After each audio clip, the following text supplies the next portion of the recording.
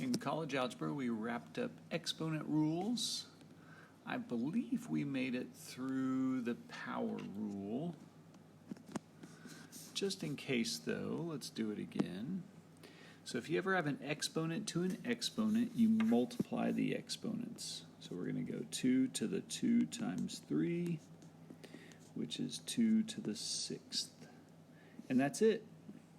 If I write simplify in exponent form, that's as far as you take it. For number 6, you're still going to multiply, but you get a negative. So we get x to the negative 12, and I think I wrote this on Friday, but if an exponent is negative,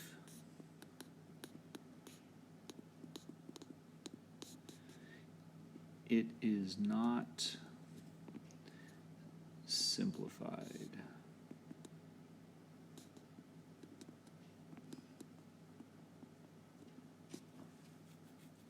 So what you do is you make it into a fraction, put a 1 under it, and you move it to the denominator. So we end up with 1 over x to the 12th. And that's it. So I just basically showed you how to do the next two problems, 7 and 8. It's the negative exponent rule. So once again, if you have a negative exponent, it is not simplified. So you throw it over a 1, if it's a whole number, move it down, and you get 1 over 5 cubed. If it's in the denominator and it's negative, move it to the top. So whenever a number crosses the fraction line, it flips the sign of the exponent. So we end up with 4 squared. I know it's tempting to write 16, and you can, but I am looking for that answer right there. All right. On the back, it was pretty quick.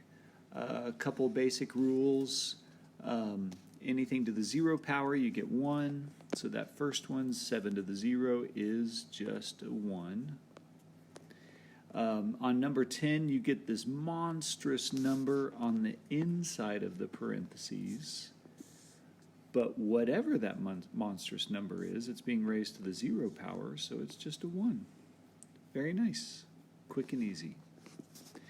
On number 11, 12, and 13, the quotient rule. You want to bring the smaller exponent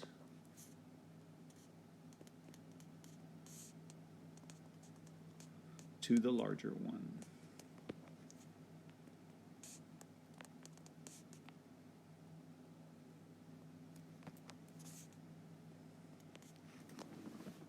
So on number 11, 2 to the 4th is smaller, so you want to bring it up. And there's a few ways you could look at it. The way it's typed right there, right above this, is to subtract the exponents. So that's one way of understanding it. Another way is the negative exponent rule on the front side of this handout. So another way of thinking about this is like this. If I bring that to the numerator, it flips it to a negative, and you combine. Either way, you end up getting this for an answer. On number 12, same idea, bring the smaller to the larger. So that means I'm bringing this smaller one to that larger one. So I end up with x to the 7th minus 3. Now you got to have something in the numerator, not 0. Something's there still. There's a 1. So you end up with 1 over x to the 4th. On number 13, we're going to bring the small one to the big one. So we end up getting y to the 9th minus negative 5, which is y to the 14th.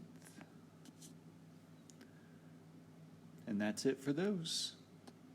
That's probably the most common place that people mess up, that they struggle with. The last two on here are just, I want to make sure that you remember whatever is in the parentheses gets the exponent. So whatever is in the parentheses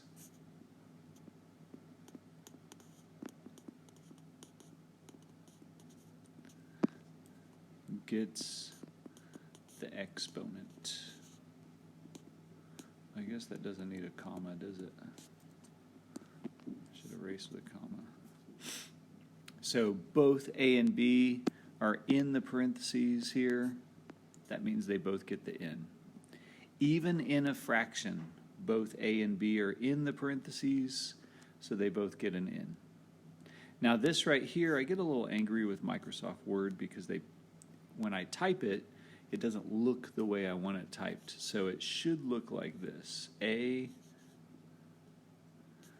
I'm going to fix that A, over B to the nth power. If you're ever unsure about what I've typed, please ask. But that's it. I'll see y'all later. Bye.